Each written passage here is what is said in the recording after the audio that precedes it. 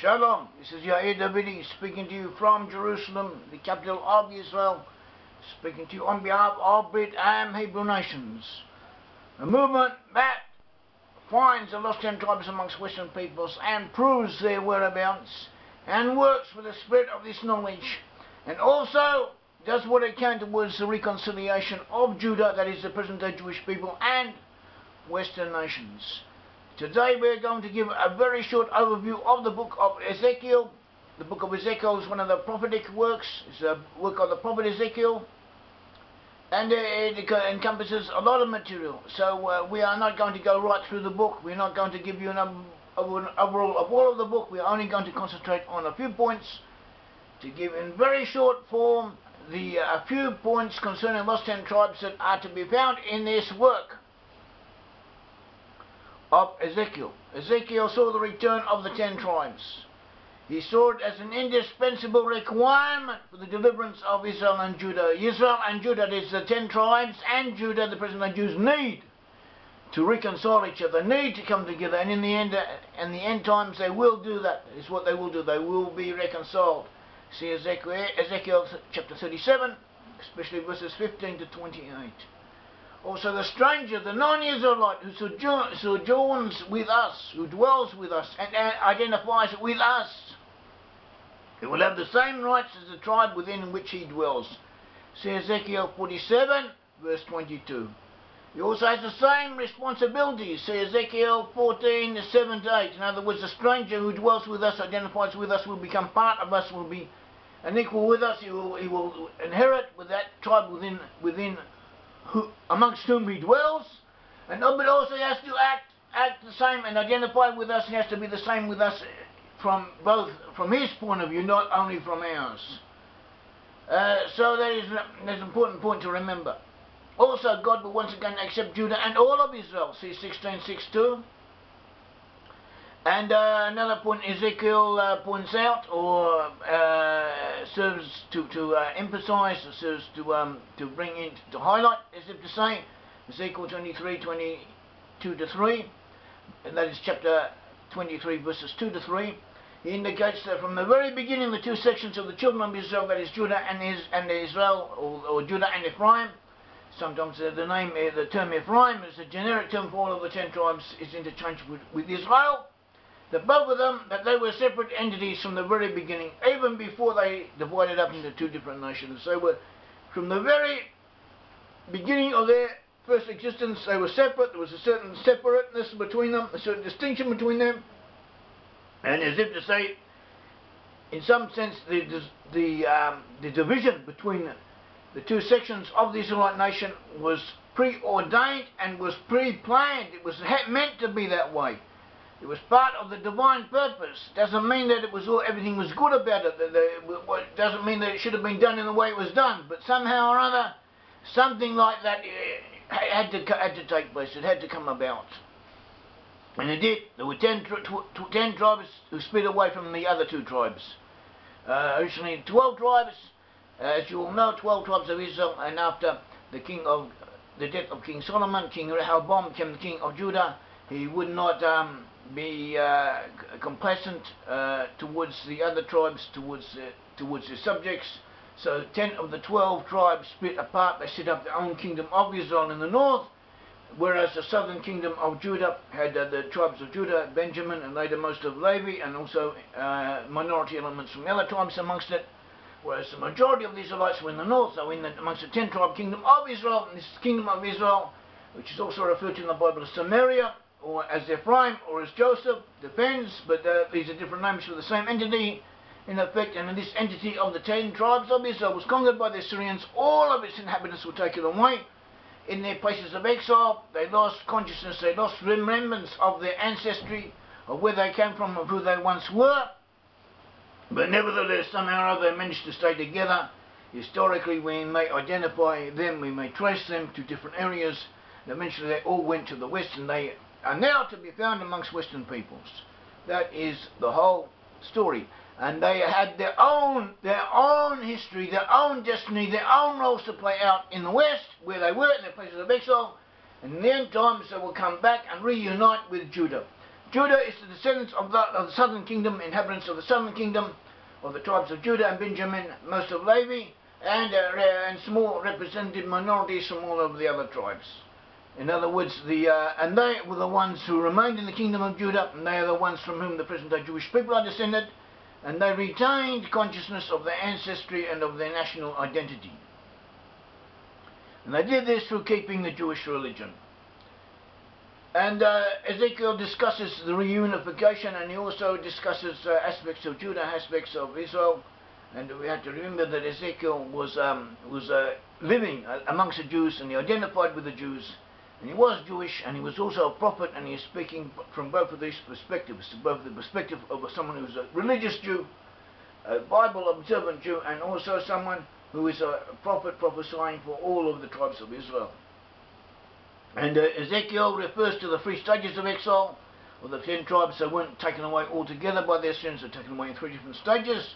See 11:14, and he refers to these 3 stages. He also refers to the fact that they will be ingathered in the end times, 11:17, and that God will be with them, no matter what. God is still with them, 11:16, 11:18. He says that at first the exiles, or he hints that first the exiles will return to the land of Israel, and after that they shall put away their idols and keep the law.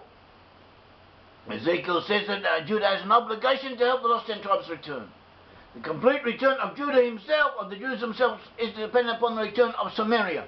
That is, the Jews, the people of Judah, the descendants of the kingdom of Judah, who remained loyal, as if to say, loyal to the Bible, loyal to the God of Israel, and retain consciousness of their ancestry. They have an obligation to help the lost 10 tribes come back, as Ezekiel 16 verses 53, 55, 61. Other parts of Ezekiel tell us. And we also have a tradition from rabbinical exegesis that the return of the 10 tribes will be led by Manasseh, and we identify Manasseh today with a dominant section amongst the population of the USA. We have articles on this and talks on it, and we have spent a lot of energy and time proving it, and we have something to back up this statement of ours, this identification of ours, and there's definitely something there, and the very name America reflects this, as we have shown elsewhere. God will renew his covenant with Judah and with Israel in the end times. See 16:62.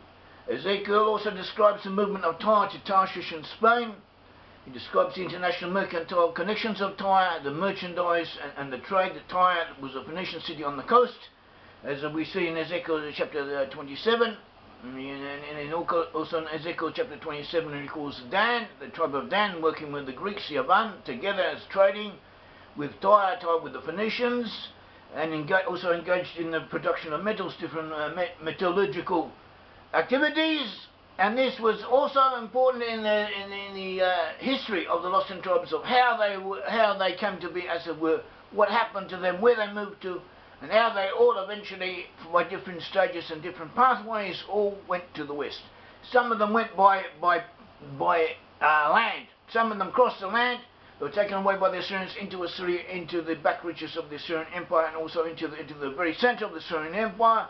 And at first the Assyrians used them, and some of them as laborers, some of them as mean slaves, some of them had important positions in the Assyrian army, and eventually they asserted their independence, fought against the Assyrians, and so on, became part of the Scythian and Cimmerian confederacies, and were pushed or emigrated, moved northward into southern Russia, southeast Europe, and from there moved westward. Another group was associated with the Phoenicians, and then from the very beginning, tribes of Dan and Asher and so on. Afterwards, when they were conquered by the Assyrians used Phoenicians and Philistines. The Philistines were associated with the Minoan civilization of Crete and Cyprus, also important seagoing empires at that time, to transfer Israelite spy ship to the west, and they took them to Spain, and then in Spain they developed the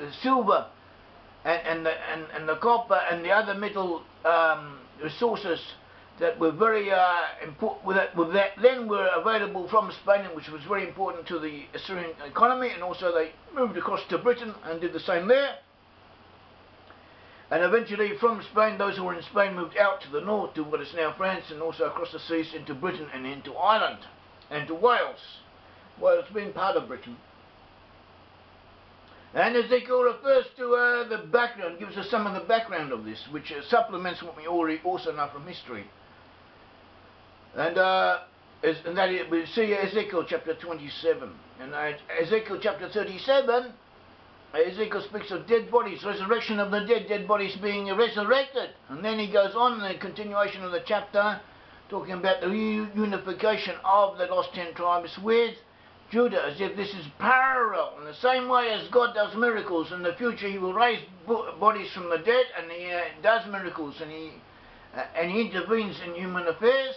So too in the future he will bring about the reunification of Judah with the 10 tribes of Israel. And he also speaks of trees, or wood, eights in Hebrew. The word eights in Hebrew can mean wood, or can mean stick as it's translated, or also can mean a tree.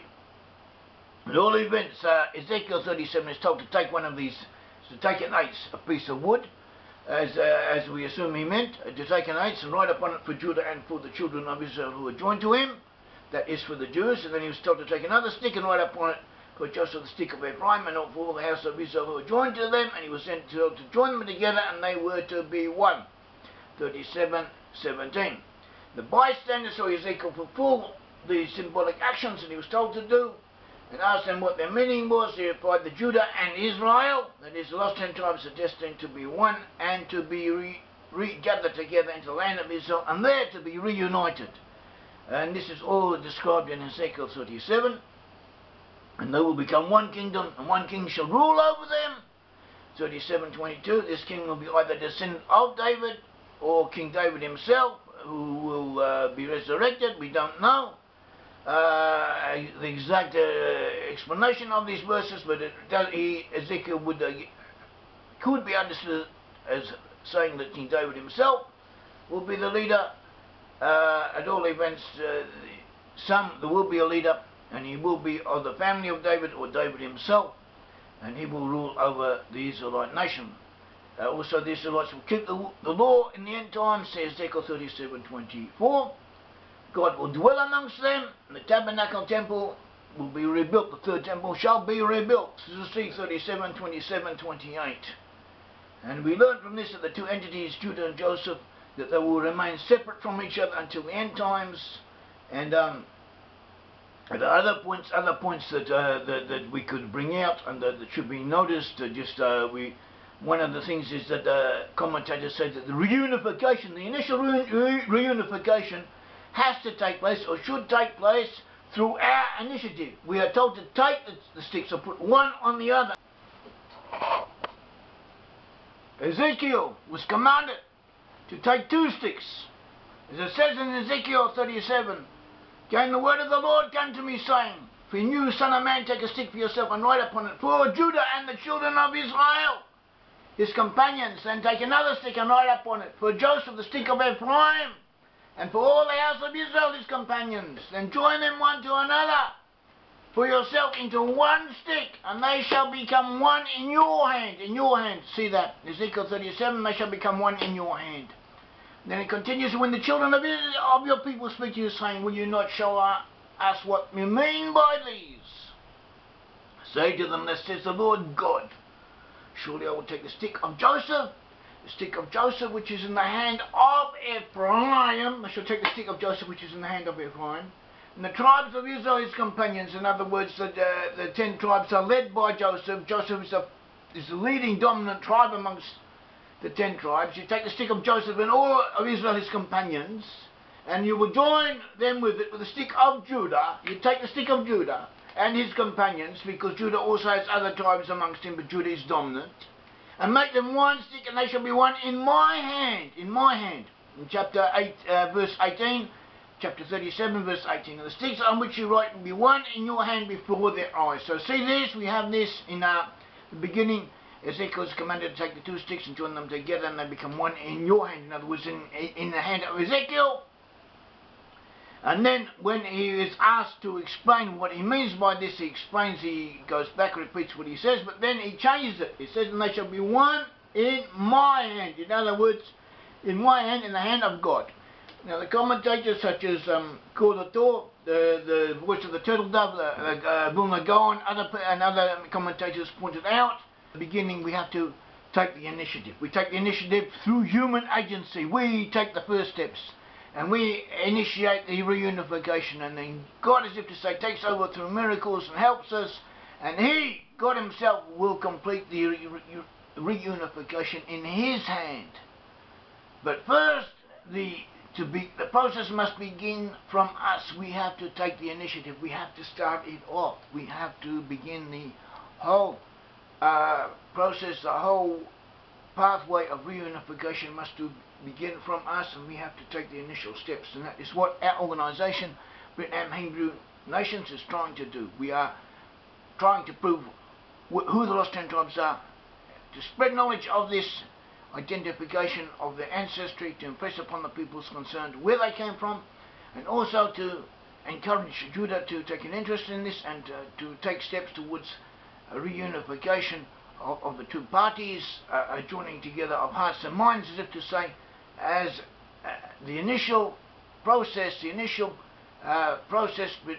towards a further unification, a further joining together, until we come, God willing, when it says in 37:24, David my servant shall be king over them, and they shall all have one shepherd. They shall also walk in my judgments and absorb my statutes and do them. And that is the time of the Messiah.